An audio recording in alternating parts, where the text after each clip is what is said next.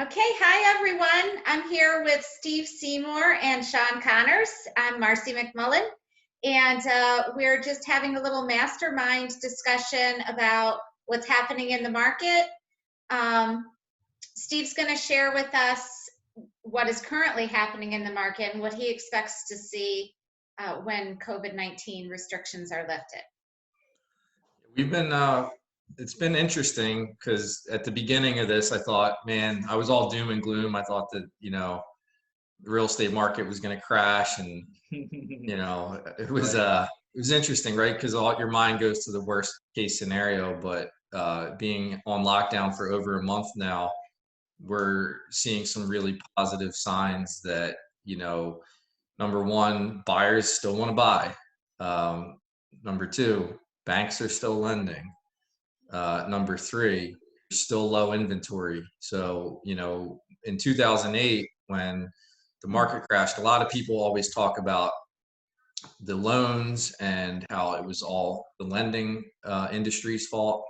But the reality is a lot of people don't look at the fact that there was an oversupply, because business is very simple, supply and demand. When there's a low supply and high demand, prices go up. And that's actually where we are, at least in our market here in Chester County. What we're seeing is there's still a very low supply. There's more houses that went under contract in the past 30 days than came on the market. Right. Which means the inventory is actually decreasing during the COVID-19 pandemic. And, what we were seeing before is multiple offer situations, houses going under contract within, if it's priced right, within a week. And what we're seeing now is the same thing. So Shawn, I know you just had that happen on a listing. Well, Shawn and Marcy, you guys listed together. I don't know if you want to share what the feedback was, kind of go through some of the numbers. Sure. So we had 9 offers on a property that we listed within 5 days, which it was very standard in March. So the beginning of March, if we listed that property, I think it probably would have been the same. And the fact that we put it on during the height of the pandemic and we still had 9 offers, that just showed me that there are still people that need to buy.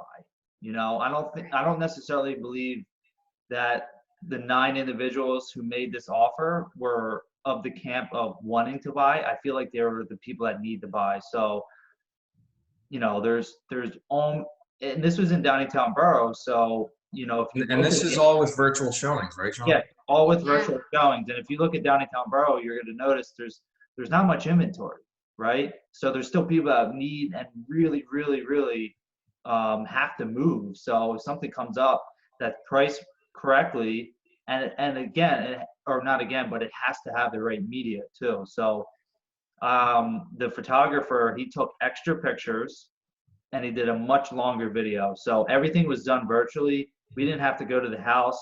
The buyers submitted an offer sight unseen, and the house is going to close closer to July. So at the very end of June, Great news. Marcy, were you surprised by that? No. No? I wasn't surprised at all. I definitely was. I wasn't. It's an adorable house. It's in a great price range. It was priced really well. I have to say the clients, the sellers, were so awesome and willing to do anything we asked, and we just focused on the best way to portray their house virtually, and worked with other agents who had people who had buyers. So I think it was just done really well. And I'm amazed at how quickly people have adapted to working virtually, even buying real estate. It's amazing, right? Yeah. It really is, yeah. I think now, Shawn's been working with videos for years of houses, shooting videos. And I think we're so lucky that, you were kind of ahead of the curve on this, even though you didn't know it was coming. Right. Just seeing the trend with that, more things going virtual. But, with the pandemic, I think that, not that this is going to, be the new norm once things are released. I'm sure people will still want to go physically see the house, but maybe they'll eliminate 5 houses off their list by going through video tours, because video tours are going to be more prevalent. And I think it's just a good indicator that you've been on the right track with shooting professional video Right. for years now. And, really having a quality videographer come out and shoot like, every aspect of the house so that you can really get a feel for it. What is your thoughts on that? You think that that's going to be kind of a trend that continues and that this helped jumpstart Oh it? yeah, this is definitely going to help jumpstart it, and I think more agents are going to get on board. But what I really think is, I think it's a great thing for sellers because people are going to be accustomed somewhat to the virtual showings now, and I think that's going to eliminate like the looky-loos that just want to come and look at your house. You lose. Yeah, so The tire that's what I kickers. think. Yeah, so people are going to be able to get like a real feel for the property. So agents aren't going to be making appointments with non-qualified buyers to see a house, because that happens a lot. Agents are just showing houses to anyone who calls them and says that they want to see a house. So now we can say, okay, well, here's a virtual tour. Here are all the pictures. Look at this. If you're really interested, now we have to go get pre-approved and then look at it. So I really think that's going to cut down on a lot of traffic, which is going to be good for sellers because you're not going to have a bunch of unqualified people coming through your house. Yeah, I think it's making a huge difference. I think it's forced us to make looking at the house in person the last step rather than the first step in the process. And Yeah. that's going to save buyers and sellers so much time. And agents. And agents. Yeah. Really well. It's much more efficient. Right. So what do you two think for people that have been like, kind of on the fence? Do I sell in 2020? Oh, this pandemic happened, maybe I should just wait. What are your thoughts? I don't think people should wait at all. Houses are definitely still being listed. We can do everything virtually. And if you want to wait until the restrictions are lifted, it makes it a little bit less of a challenge. We can do that. But I think the real estate market is going to stay really strong. We haven't seen any indications of a decrease in value of homes. Yeah, my thought is depending on if you're buying or selling. So let's just look at it from a buyer standpoint. If you're a first-time home buyer right now, I do not think it makes sense to look and make an offer on a house virtually unless you absolutely 100% need to. Because if you're a first-time home buyer and you've never looked at a property before, then you really have no idea what it's like to actually tour that house. If you're a second-time home buyer or someone that has moved a few times, you understand and you have a good feel for the type of property that you're looking at. So you most likely have looked at that similar house, maybe in the same neighborhood, same development. So I think for that person, it makes sense. But if you're a first-time home buyer, it probably makes sense to wait. Because in addition to not having never been in the house, some of the bigger banks and the experts are projecting that interest rates are actually going to go down in towards the end of 2020 and then especially 2021. I was actually just reading something that was saying Fannie Mae and Freddie Mac are projecting interest rates to possibly be below 3%. So it's going to be even cheaper to buy a house and then borrow money. For a seller, I think it makes sense. I think it makes sense to sell your house now.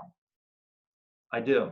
And if, again, you have to follow the right steps and then put your house on the market for a right price, and I think it will sell depending on location too. So I really think it's very location driven right now also. Yeah, I don't have all the answers and we don't have a crystal ball, but I'd have to agree with you both that if you've had the thought of selling within the past year and you were planning on selling this spring and everything got delayed and then you started questioning it, right now is a good time to reach out, talk to your agent, call us, but the reality is that real estate lags. And, in 2008, the reason that the recession happened was related to housing. It was almost caused by housing, right? So we're not in that same boat now.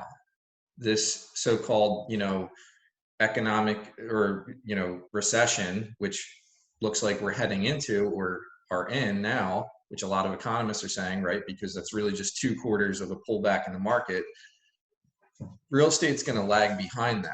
So the way I look at this is, not to be doom and gloom, not to say things are going to get worse, but right now things are actually moving really good. And this is with the restrictions. And typically there's a lot of people that don't want to list during the winter and they want to list in the early spring. Well, guess what? Right when that timing hit was when the pandemic shutdown got put in place and we're restricted from selling houses. So now that big backlog is it's building up even more. So there could be an influx of inventory that comes on. And what I would say is you don't want to be at the tail end of that. You want to be at the beginning of it. Right. So if you're in a situation where you really think you do want to sell in 2020, the best time may be coming up in the next few weeks if this is lifted. We don't know, but I have a feeling that it might be. And if that's the case, right now is the time to start preparing your home and talking to an agent about what can be done. And we've been, with Zoom, we can do a virtual walkthrough. And I know, Shawn, you've been doing some consultations through Zoom. We can help you get your house ready now so that when the restrictions are lifted, I think there's going to be a big influx of listings coming on, but there's also going to be a lot of buyers with pent-up demand. So we're going to see a very strong, May, June, July, and potentially August. Yeah. And, and it's just going to go right into the fall too. And yeah, I agree. I think this year will be strong. But if there is an influx of inventory that pops on the market, you don't want to be competing. So Right. There's very few people that are preparing their home right now because everyone's kind of sitting on their hands waiting to see. And what my suggestion is that you don't want to be towards the tail end of that. Right. Just to limit your risk. So if you want to really maximize your sale price, get the most amount as possible, you want the least amount of competition. Yeah. And maybe the old saying rings true in this situation where the early bird gets the worm. And if you're ready to go and you get on at the right time, you may just make out from all this. Yeah. Right. And that's what we've been doing, right? So we've been with our clients, since the three of us work together, we've been encouraging our clients that want to wait until the pandemic is over to get their house ready and getting them through those steps and making sure that they are ready as soon as everything opens up. Absolutely. And what a better time to stay home and do a couple painting projects when you're locked at home, right? Yeah. $20. You have nothing else to do. $25 for a gallon of paint can go a long way with a little handy paintbrush. So absolutely. So awesome. Well, thanks, guys. All right, guys. Well, thank you. And to everyone watching, if you want to learn more about this, you have questions, maybe you want to have a Zoom call with us, we're here for you. You can reach out to Shawn or Steve or myself. I'm going to put in the comments how you can reach us, but we appreciate you listening, and hopefully this was helpful. Thanks, all right, Marcy. guys. Thanks, Marcy. Thanks, Steve. See ya.